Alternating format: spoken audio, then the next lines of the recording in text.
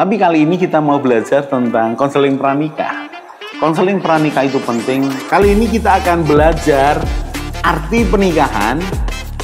Topiknya adalah tidak ada keluarga yang sempurna. Parenting ini perlu diketahui oleh semua orang, bukan hanya orang tua. Belajarlah menjadi teman yang asik, yang ngobrol, yang menghargai. Family unboxing, membongkar keluarga.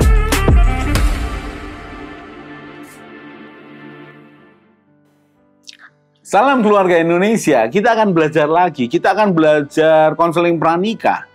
Dan kita akan membahas salah satu materi konseling pranikah. Selain tujuan pernikahan, selain menyatukan jiwa, selain menemukan potensi konflik dan mengatasinya, selain mengatur keuangan yang sehat, ada satu bagian lagi yang mesti diberikan kepada mereka yang akan menikah, yaitu membangun hubungan keluarga lebih baik. Membangun hubungan keluarga lebih baik. Karena dua orang yang menikah di dunia timur ini, budaya timur ini, mereka bukan hanya dua pribadi yang menyatu. Memang dasarnya itu, tapi seringkali dua keluarga yang menyatu.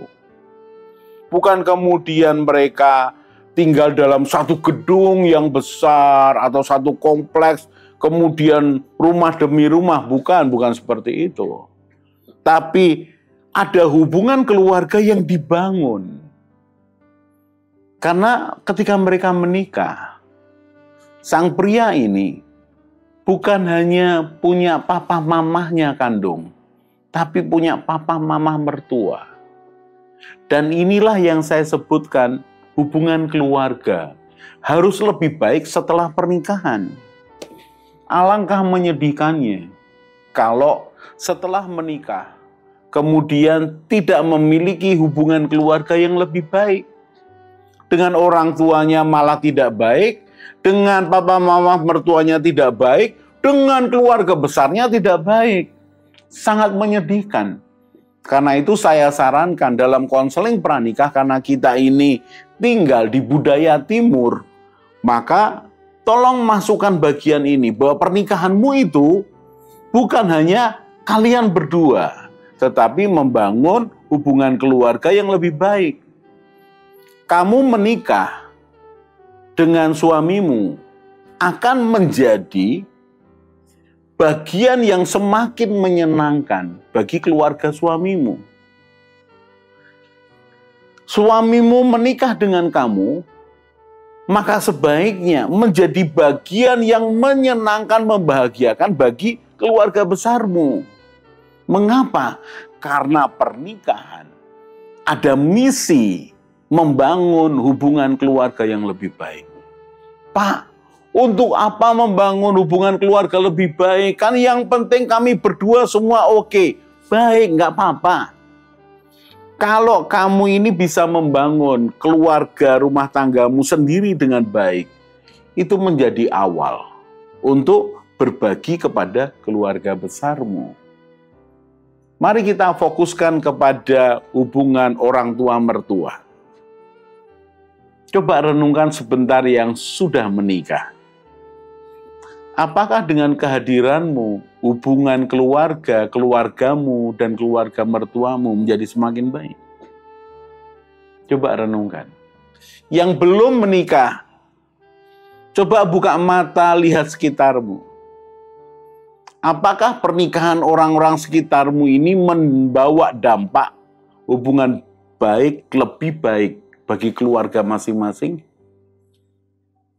Karena tadi saya katakan sesuatu yang ideal, bahwa pernikahan yang baru mestinya membawa hubungan yang lebih baik dari keluarga besarnya.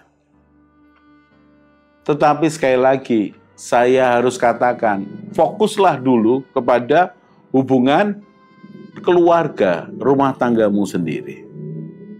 Kalau di dalam pengajaran tentang mertua, orang tua, saya mengajarkan tentang juru bicara. Supaya apa? Supaya hubungannya baik. Apa itu Pak juru bicara? Saya ingatkan saudara. Kalau saya menikah dengan istri saya, maka segala sesuatu yang berhubungan dengan keluarga istri saya, yang melibatkan saya atau mengaitkan saya, maka yang jadi juru bicaranya adalah istri saya kepada keluarganya, bukan saya. Pak, masa sekaku itu? Enggak, saudara. Ini bukan masalah kaku atau tidak. Tapi ini prinsip. Supaya apa? Tidak salah bicara. Bahkan ketika saya punya masalah nih, saya buat kesalahan nih, mungkin urusan anak atau apa begitu yang diketahui keluarga besar, maka adalah kewajiban istri saya untuk membackup saya, membela saya. Di hadapan keluarga besarnya dia harus mengatakan bahwa ya memang itu kesalahan kami. Walaupun secara tersembunyi dia sadar ini keputusan suaminya yang salah. Tapi dia katakan, ya itu memang kesalahan kami. Mengapa? Karena dia juru bicara. Hal yang sama dengan saya. Urusan dengan keluarga saya yang berhubungan dengan istri saya, yang mengaitkan istri saya juru bicaranya. Mengapa? Supaya tetap menjaga hubungan keluarga yang lebih baik. Bayangkan saudara, seandainya tidak ada juru bicara. Jadi serampangan. Contoh nih, urusan dengan keluarga saya, hal yang penting-penting pasti ini ya. Bukan hal sepele-sepele lewat saya bicara, enggak. Hal yang penting, kalau hal yang umum, cerita masakan, cerita pergi, kemudian sharing apapun yang ringan enggak masalah. Tapi kalau sudah prinsip, harus lewat saya. Contoh nih, seandainya tidak ada juru bicara, maka istri saya bisa ngomong kepada ibu saya, kepada adik saya, hal-hal yang penting. Sementara saya bisa tidak tahu. Atau mereka berbicara kemudian bisa salah paham. Apa yang terjadi? Nggak karuan nanti. Tidak terbangun keluarga yang baik. Demikian juga sebaliknya. Kalau saya tidak ada aturan juru bicara, saya ngomong apa saja kepada keluarga istri saya. Hal yang penting lagi, yang belum kami putuskan, saya putuskan sendiri. Tidak baik. Tidak akan membangun hubungan yang lebih baik pernikahan kami. Lalu ada pertanyaan, Pak, kalau ternyata setelah menikah, pasangan saya lebih berat ke keluarganya, Pak. Kan jadi tidak baik, Pak. Maksudnya seperti apa? Lebih berat ke keluarganya. Saya beri contoh. Salah satu kasus. Salah satu orang yang konseling dengan saya. Mereka berdua menikah sudah cukup lama. Punya 2 anak perempuan. Ternyata selama ini, selama sekian waktu, jadi pernikahan mereka sekitar 7 atau 8 tahun. Ternyata selama ini istrinya itu memendam kesedihan. Karena suaminya selalu membela keluarganya dan mamahnya. Bahkan ketika suatu kali dibicarakan terbuka, secara gamblang pula suaminya lebih memilih mamahnya daripada istrinya. Saat itu memang istrinya salah bicara. Kemudian sang suami ini berpihak kepada mamahnya, menuduh, menyalah-nyalahkan istrinya. Waktu itu saya mendengarkan mereka, lalu saya katakan begini, kalian konseling pranikah ikut nggak sih? Nggak ikut, Pak. Oh, kenapa, Pak Yus? Karena kalau kalian ikut konseling pranikah, saya akan ajarkan membangun hubungan keluarga lebih baik. Maksudnya? Saya akan mengajarkan kamu, kalau kamu menikah, artinya keluargamu itu keluarga orang tuamu, keluarga besarmu, maaf ya, itu nomor 2. Di posisinya bukan di atas, tapi yang kedua. Posisi yang penting adalah rumah tanggamu, keluargamu sendiri. Sang suami protes. Lu nggak bisa toh, Pak? Yang lebih berjasa membesarkan saya adalah keluarga saya, khususnya mama saya. Ya, aku tahu. Tenang dulu, jangan emosi. Karena begini, ketika kamu ini sudah mandiri, punya keterampilan hidup, bisa hidup sendiri, lalu akan menikah, maka kamu ini ajak anak orang lain untuk bangun keluargamu sendiri. Kamu ingin keluargamu lebih baik nggak? Ya lebih baik, ya oke, pegang ya lebih baik ya. Tapi kamu ini ajak anak orang untuk berjuang bersama. Lalu sang suami ini protes, enggak lah Pak, menurut saya ya tetap ibu saya, mama saya itu harus terlibat dalam rumah tangga kami. Ya itulah dia. Itulah yang membuat kamu bersikap seperti ini. Lalu sang istrinya mengatakan, lalu bagaimana Pak seharusnya, sebaiknya? Saya katakan ya, sama kalian ya, kalau kamu mau niat menikah, maka yang menjadi nomor satu prioritasmu adalah keluargamu, rumah tanggamu. Keluarga besarmu nomor dua. Orang tuamu tetap penting, tapi tetap bukan yang prioritas. Kamu harus tetap hargai, tetap hormati, berikan waktu untuk ngobrol dan segala macamnya. Tapi tidak lebih daripada keluargamu. Itu sebaiknya begitu. Sang suami mulai diam. Lalu istrinya cerita. Ya sebenarnya itu yang terjadi Pak. Saya sebenarnya hampir bunuh diri Pak. Oh kenapa?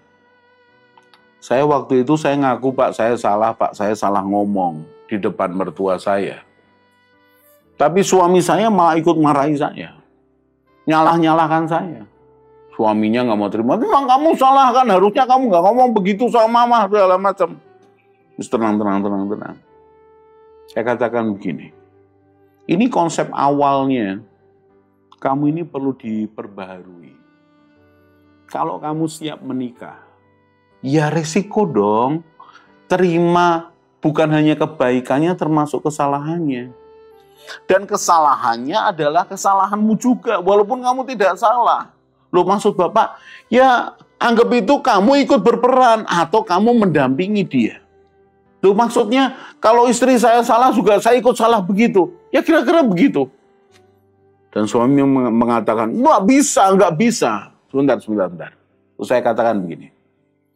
Kalau konsepnya tadi diterima bahwa keluargamu, suamimu, istrimu, anakmu itu prioritas pertama, yang lain prioritas kedua atau ketiga, maka ketika istrimu buat salah, minimal kamu tidak menyalahkannya.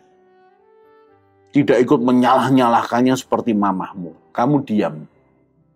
Bahkan kamu bisa mengatakan, sedikit membela, ya mah minta maaf mah. Istriku ini keceplosan ngomong, minta maaf ya mah. Harusnya begitu. Sang suami ini diam. Saya katakan gini. Kira-kira ya, kalau maaf sekali lagi, kamu mau hidup berapa lama? Kalau main hitungan semakin tua lebih cepat meninggal. Kira-kira ketika maaf orang tuamu sudah meninggal, siapa lagi yang menjadi nomor satu dalam hidupmu? Oh ya pasti istri saya Pak. Dia katakan begitu. Saya katakan belum tentu. Karena engkau tidak membiasakannya ketika hal sekarang ini ada. Kalau kamu sudah punya anak-anakmu besar, anakmu pergi dari rumah, siapa yang mendampingi hidupmu? Ya istri saya Pak. Kalau kamu tidak bangun itu dari sekarang, betapa dia penting, kamu akan sepelekan dia. Jadi, perhatikan keluarga Indonesia. Salah satu tujuan konseling pranikah adalah membangun hubungan keluarga lebih baik. Harus dibangun dari dasar. Supaya apa? Ke depan keluargamu itu memberikan kebahagiaan, kelegaan, sukacita bagi keluarga besar. Kita akan bertemu lagi di segmen berikutnya. Salam keluarga Indonesia.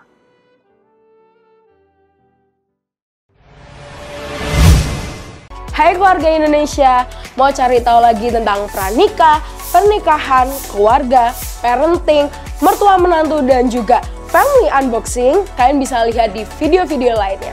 Jangan lupa untuk share, klik subscribe, dan juga klik tombol bell supaya kalian tetap update di channel ini.